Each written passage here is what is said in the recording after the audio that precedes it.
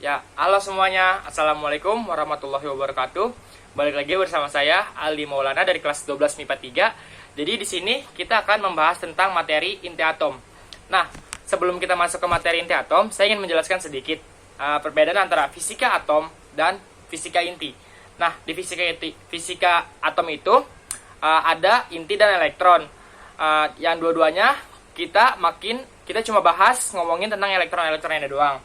Nah, dalam fisika inti ini kita akan membahas cuma ngomongin apa sih ya yang ada di inti atom itu. Oke, selanjutnya kita masuk ke materinya. Nah, sebelum kita masuk ke materi, di sini saya akan memberitahu beberapa istilah yang dipakai dalam fisika inti ini. Yaitu ada nukleid. Nukleid itu adalah totalnya, dan ada nukleon. Nukleon itu adalah partikel-partikel penyusun inti, yaitu ada proton dan neutron. Nah, di sini saya telah merangkum massa dan muatan dari proton, neutron, elektron, dan position. Nah, masanya proton itu sama dengan 1 SMA, muatannya itu plus 1 elektron volt. Nah, neutron itu ada masanya itu ada 1 SMA, terus muatannya itu ada 0. Ketiga itu ada elektron itu masanya 0, dan muatannya itu min 1 elektron volt. Nah, position ini masanya ada 0, terus muatannya itu ada plus 1 elektron volt. Oke, selanjutnya itu kita masuk ke nomor atom. Nah, di nomor atom ini ada nomor massa dan nomor atom. Nomor massa itu adalah jumlah nukleon, dan nomor atom itu adalah jumlah proton. Nah, kita misalkan di sini ada X. A-nya itu adalah jumlah massa nomor massa atau jumlah nukleon, dan B-nya itu adalah nomor atom atau jumlah proton. Nah, di sini bahwa atom hidrogen jumlah protonnya sama dengan 1. Kita misalkan seperti ini. 1H itu berarti hidrogen kan? Nah, kalau misalkan 2 di nomor 2 protonnya, berarti itu apa? He, berarti itu helium. Dan ketiga juga itu Li. Li itu berarti lithium. Jadi kalau misalkan nomor protonnya sudah jelas, kita sudah tahu itu apa? Hidrogen, helium, atau lithium, seperti itu. Nah, misalkan ada H protonnya 1 dan ditambah H protonnya 1, tapi nilai nukleonnya berbeda, itu disebut isotop atau sama dengan protonnya. Oke, dalam persamaan reaksi ini ada energi conserve dan massa conserve. Nah, di sini saya punya contoh, misalkan ada X, nukleonnya 16 dan protonnya 8, ditambah Y, nukleonnya 12, protonnya 5, menghasilkan alfa, nukleonnya 4, ditambah protonnya 2. Nah, di sini kita plus, kita nggak tahu nih Z-nya ini berapa. Supaya kita mengetahui itu Z-nya berapa, kita jumlah nukleon yang si X dan Y tadi, 16 ditambah 2. Hasilnya adalah 28. Dan protonnya itu 8 tambah 5, hasilnya 13. Nah, 28 ini, biar si alfanya ini sama-sama mempunyai nilai nukleonnya 28, berarti 28 dikurang 4, berapa? Nah, benar, 24. Nah, selanjutnya itu yang tadi, protonnya itu kan tadi jumlah 13. Di alfa ini baru terdapat 2. Biar hasilnya juga 13, berarti kurang, ya benar, kurang 11. Jadi masanya itu harus conserve, oke? Oke, selanjutnya kita masuk ke reaksi inti dan fusi. Nah, reaksi fusi itu adalah reaksi dua inti atom yang melebur dan menjadi inti atom yang baru. Nah, tahukah kalian bahwa unsur bintang di luar angkasa bergabung menjadi satu partikel yang sama, ternyata juga menyusun manusia. Nah, kenapa bisa? Nah, kita di sini ingin menjelaskan pembentukan dari partikel-partikel itu. Nah, jadi di luar angkasa itu ada awan, maksudnya di langit itu ada awan dan debu. Awan dan debu ini yang berisi hidrogen. Mereka timbul gravitasi, dan hidrogen yang awalnya tersebar itu menjadi tertarik. Misalkan seperti ini. Di sini ada hidrogen di mana-mana nih. Misalkan tangan saya hidrogen, dan ada gravitasi, kepala saya gravitasi, jadi tertarik kepala saya.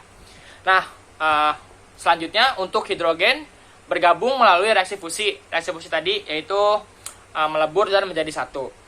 Nah, setelah menjadi satu, menghasilkan unsur baru, yaitu helium, serta melepas energi yang sangat besar untuk si bintang ini memancarkan cahayanya. Nah, terjadi fusi helium dengan hidrogen. Nah, setelah tadi menghasilkan partikel baru yaitu helium, si heliumnya ini mengalami fusi bersama hidrogen dan menghasilkan unsur baru lainnya dan melepas energi yang lebih besar. Nah, setelah semua itu proses terjadi, bintang ini meledak dan menghasilkan unsur baru lagi, dan seperti itu selanjutnya.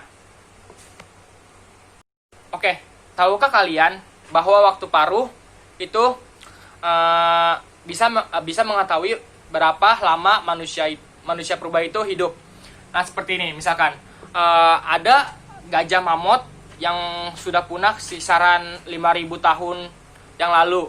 Nah, bagaimana ilmuwan ini bisa mengetahui bahwa gajah mamut itu bisa hidup 5.000 tahun yang lalu?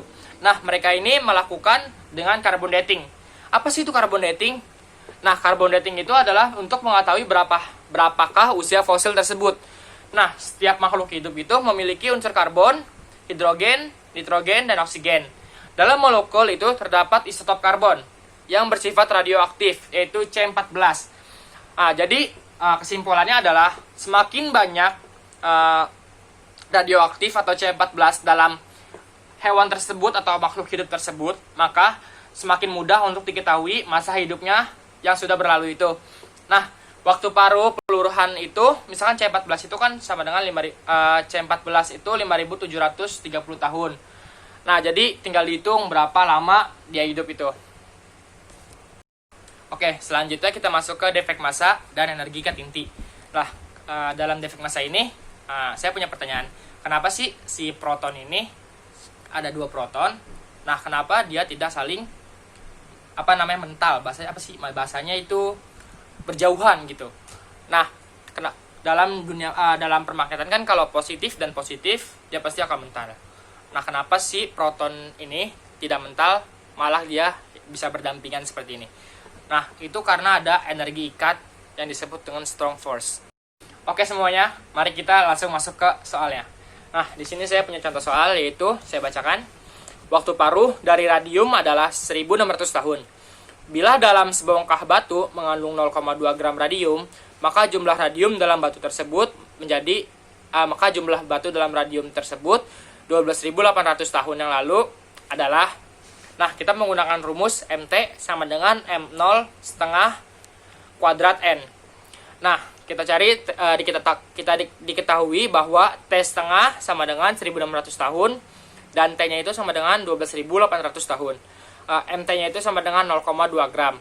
Nah, kita cari dulu nih si N-nya ini, nilai N-nya, yaitu dengan cara N sama dengan T per T setengah, yaitu 12.800 per 1.600.